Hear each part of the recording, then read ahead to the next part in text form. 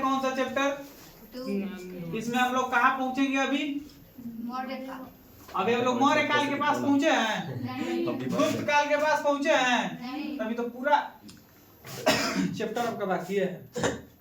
बहुत बड़ा चैप्टर है दूसरा चैप्टर। अभी हम क्या कर रहे हैं, एक होता है ना कि एक से शुरू करना, क ख को सिखाना, फिर सब। स्वागत है आप सभी का आपके अपने YouTube चैनल में। और आज हम पढ़ेंगे नंद वंश के बारे में, जो आपके 12th के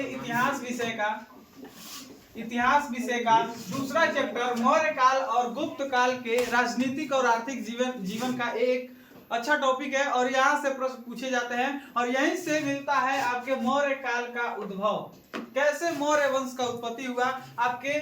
उसके पहले आपको जानना होगा नंद वंश के बारे में। नंद वंश के प्रतापी शासक रहे हैं महापद्मनंद। क्या नाम है? महापद्मनंद। फिर से बोलिए तो, महापद्मनंद। जो महापद्मनंद थे, इनके बारे में खूब बढ़िया से समझना है। ये इससे पहले जो वंश हम पढ़ा है उस वंश का नाम बताइए तो?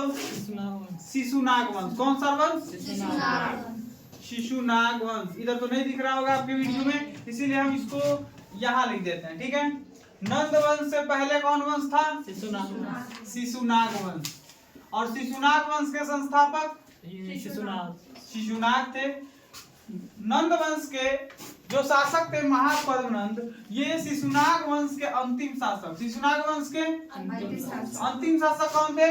नंदीवर्धन। कौन थे? नंदीवर्धन। कौन थे? नंदीवर्धन थे। इन्होंने, किसने? पद्मनंद ने नंदीवर्धन की हत्या कर और ये नंद वंश की स्थापना किए थे। किस वंश की स्थापना किए थे? नंद वंश। ऐसा बताया जाता है कहानियों में कि महापद्मनंद जाति से हजाम थे। क्या थे? हजाम का नाम सुने हैं? ठाकुर जी थे। ये नंद वंश के जो आपके शासक महापद्मनंद हैं, ये इनके यहाँ नंदीवर्धन के यहाँ दाढ़ी बनाने का काम करते थे और ये इनकी पत्नी से प्रेम संबंध में आ गए थे। और क्या हुआ उसके बाद से कि इनकी दोनों मिलकर के हत्या कर देते हैं। और उसके बाद यहाँ पे पहली बार गैर क्षत्रिय शासक, कौन? गैर क्षत्रिय शासक कौन बन जाता है आपका? महापद्मनंद। कुछ कह रहे हैं क्या? जाओ गाड़ी लेके आओ। अरे सर के भाई है, हम नहीं जाते। बैठिए ना, ऑनलाइन क्लास चल रहा है। नहीं ठीक है, ध्यान से समझिएगा। यहाँ पे हमने बताया नंदीवर्धन की हत्या करके महापद्मनंद क्या बनता है? शासक बनता है और नंद वंश की स्थापना करता है। और पहला ऐसा राजा मिलता है जो अपने जाति से राजा नहीं था, मतलब क्षत्रिय नहीं था, इसीलिए इसे गैर क्षत्रिय शासक कहेंगे। क्या कहेंगे? गैर क्षत्रिय शासक। पहली बार गैर क्षत्रिय शासक कौन बना है? महापद्मनंद। इसके बारे में बहुत कम ही जानकारी उपस्थित है, लेकिन इस वंश का अगला राजा बनता है, उसका नाम है आपका महापद्मनंद। उसके बाद धनानंद। कौन है? नाम सुने हैं? अंतिम धनानंद। ये इसके बाद दूसरा राजा कौन बनता है? धनानंद। धनानंद के बारे में हम बता दें तो इसी के समकालीन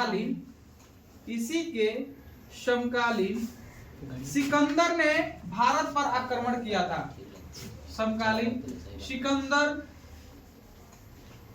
भारत पर आक्रमण करने आया था।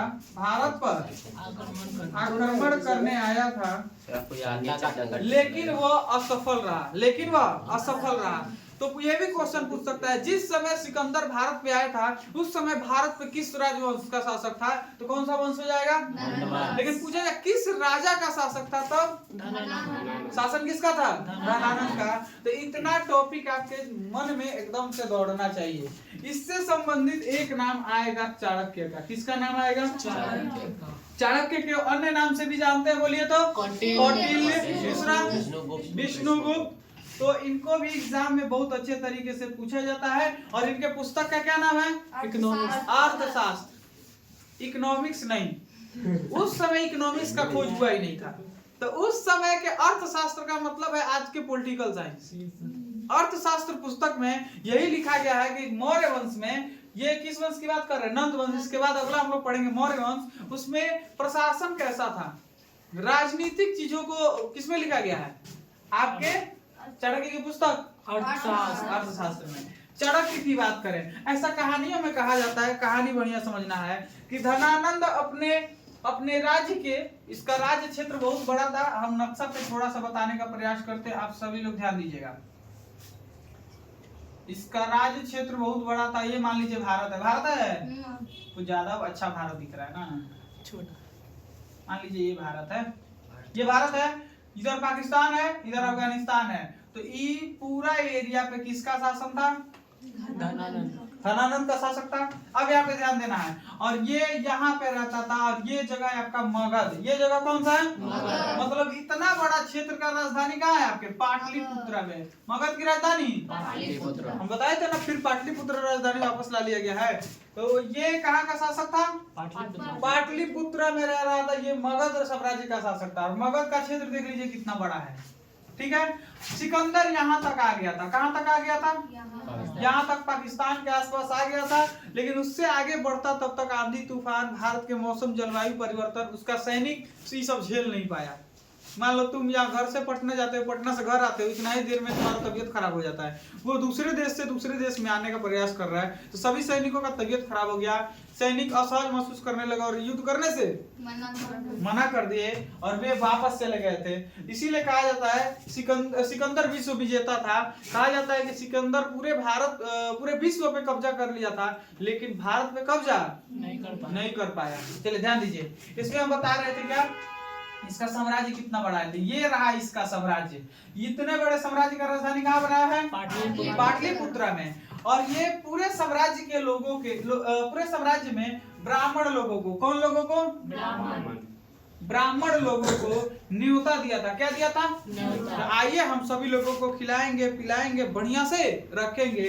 संयोग से ये जो आपके ब्राह्मण चाणक्य जी हैं, ये आपके तक्षशिला में थे। हम बताए हैं कंबोज की राजधानी हाटक, कंबोज की राजधानी, लेकिन गांधार की राजधानी तक्षशिला। और भारत से बाहर 2 महाजनपद है। कौन महाजनपद है? तो आपके जो हाटक वाला क्षेत्र है, हाटक बोल रहे हैं, गांधार का जो क्षेत्र है, वहीं पे तक्षशिला विश्वविद्यालय के प्रोफेसर थे, टीचर थे। क्या थे? तो ये जो धनानंद था, ये कहा कि जरूर सिकंदर का साथ दिया होगा। कौन? चाणक्य। इसीलिए बोला कि कैसे भोज में हमारा आ गया। इस चाणक्य का खूब बढ़िया से बेइज्जती किया नहीं, खूब बढ़िया से बेइज्जती किया। बेइज्जती करने के बाद बोला कि इसको भगाओ, आगे से थरिया छीन लिया। आगे से थरिया समझते ना, थाली में भोजन था, छीन लिया। चाणक्य चोटी बांधे हुए थे, अपना चोटी खोले, बोले कि जब तक इस घमंडी धनानंद का हम अंत नहीं कर देते हैं, तब तक अपना चोटी नहीं खोलेंगे। तब तक चोटी अपना खोले रहेंगे, और उसके बाद ही बांधेंगे, ठीक है। ऐसा एक प्रण लिए, और इन्होंने इसके विनाश के लिए एक बहुत ही योग्य, सुशील, संस्कारी बच्चा चंद्रगुप्त मौर्य, किसको? चंद्रगुप्त मौर्य को शिक्षा दीक्षा दे करके और इसके विरुद्ध तैयार करने लगे। जब यह लड़का बड़ा हुआ तब इसने धनानंद की हत्या कर दी। धनानंद की हत्या कर दी। धनानंद की हत्या किसने किया? चंद्रगुप्त ने। किसकी सहायता से? और इसके बाद इस वंश का विनाश हो जाता है, मतलब नष्ट हो जाता है। और इसके बाद अगला वंश आ जाता है, कौन सा? मौर्य वंश। और इसी मौर्य वंश के प्रतापी शासक या संस्थापक के रूप में किसको जानते हैं? चंद्रगुप्त मौर्य। किसको जानते हैं? ये गुप्त नहीं लग रहा, गुप्त मौर्य, चंद्रगुप्त मौर्य, ठीक है। और यहीं से शुरू होगा आपके अगले चंद्रगुप्त मौर्य की कहानी। यहां तक समझने में कोई दिक्कत है? चलिए स्क्रीनशॉट ले लीजिए।